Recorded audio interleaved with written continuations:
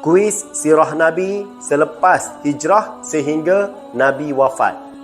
Apakah yang telah Nabi Muhammad lakukan kepada kaum Muhajirin dan Ansar bila Nabi tiba di Madinah? Jawapannya, Nabi mempersaudarakan kaum Muhajirin dan Ansar. Apakah kesan daripada tindakan Nabi Muhammad tersebut? Orang Muhajirin mendapat bantuan daripada orang Ansar untuk memulakan kehidupan yang baru. Apakah maksud jihad dari segi bahasa? Maksudnya, beban dan kesukaran yang dihadapi.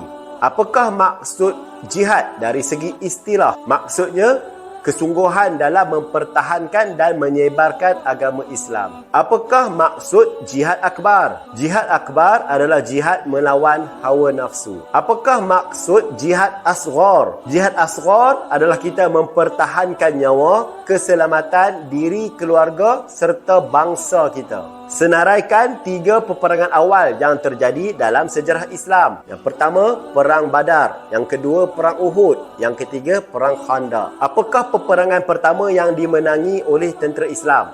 Jawapannya, Perang Badar. Perang Badar berlaku pada tahun berapa hijrah? Tahun kedua hijrah. Berapakah jumlah tentera Islam dalam Perang Badar? Jawapannya, 313 orang. Berapakah tentera kafir dalam Perang Badar? Jawapannya 1000 orang. Apakah peperangan pertama yang tentera Islam hampir tertewas? Jawapannya, Perang Uhud. Mengapakah Perang Uhud berlaku? Sebabnya, orang Quraisy tidak berpuas hati selepas mereka kalah dalam Perang Badar. Apakah punca kekalahan dalam peperangan Uhud tersebut? Dalam Perang Uhud, tentera Islam hampir kalah disebabkan oleh pasukan pemanah yang meninggalkan bukit yang telah diamanahkan oleh Nabi untuk mereka jaga.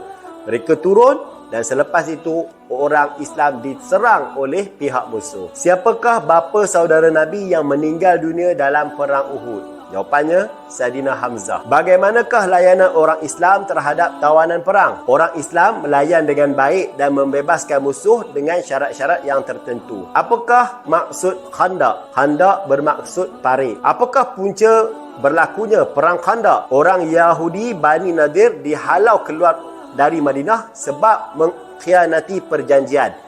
Dan mereka mengajak orang kafir di Mekah untuk menyerang Islam. Kenapa perang tersebut dinamakan Perang Khandaq? Sebabnya orang Islam menggali parit untuk dijadikan kubu pertahanan bagi mengelak serangan musuh. Siapakah yang mencadangkan parit itu digali? Jawapannya, Salman Al-Farisi. Bagaimanakah perjanjian Hudaybiyah terjadi? Rombongan Islam dihalang masuk ke kota Mekah untuk menunaikan umrah dan mereka membuat perjanjian antara orang Islam dan orang kafir di Mekah dan terjadilah perjanjian Hudaybiyah. Siapakah yang menjadi wakil orang Islam bertemu dengan pembesar Mekah untuk memasuki Mekah? Jawapannya, Saidina Osman bin Affan. Mengapakah orang Islam membuat bai'ah Ar-Ridwan? Sebab mereka menyangka Saidina Osman dah dibunuh dan mereka ingin menuntut bela. Apakah yang terkandung dalam perjanjian Hudaybiyah? Genjatan senjata selama 10 tahun antara orang musyrik dan orang Islam. Orang Islam tidak boleh memasuki Mekah untuk buat umrah pada tahun itu,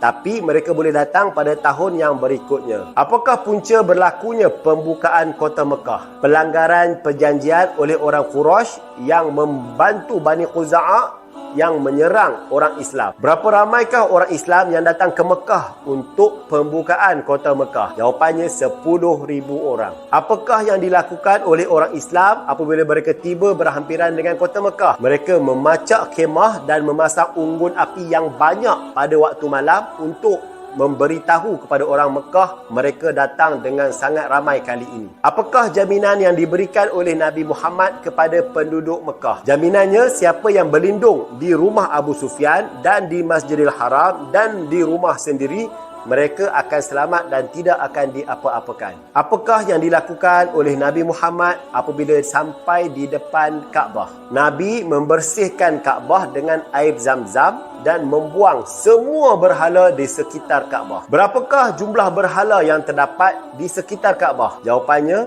360 berhala. Apakah yang dilakukan oleh Nabi kepada semua penduduk Mekah? Jawapannya, Nabi memaafkan semua penduduk Mekah yang pernah memusuhi Nabi. Nabi Muhammad menunaikan haji pada tahun ke berapa? Jawapannya, tahun ke-10 Hijrah. Apakah nama haji yang Nabi buat? Namanya Haji Wada. Apakah maksud Haji Wada? Maksudnya haji yang terakhir atau haji perpisahan. Apakah yang dilakukan oleh Nabi apabila bersama umat Islam di bumi Arafah? Nabi memberi khutbah kepada semua umat Islam dan khutbah itu dinamakan khutbah wada, iaitu khutbah terakhir dan khutbah perpisahan. Wahyu terakhir yang disampaikan oleh Jibril kepada Nabi Muhammad pada khutbah terakhir memberi maksud agama Islam telah pun sempurna dan ajal Nabi sudah pun dekat. Siapakah sahabat yang sedih apabila wahyu terakhir diturunkan? Jawapannya,